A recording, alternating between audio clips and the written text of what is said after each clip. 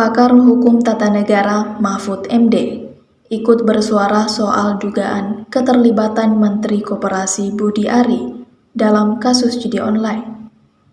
Melalui kanal YouTube-nya, Mahfud bahkan mendorong pihak berwenang untuk mengusut tuntas kasus tersebut. Sebab menurutnya, dalam dakwaan yang dibacakan, nama Budi Ari disebut ikut mendapat jatah 50%. Soal apakah Budi Ari sudah menerima jatah atau belum, mantan Menteri Koordinator Bidang Politik dan Keamanan Indonesia itu mengatakan, itu menjadi urusan penyidikan.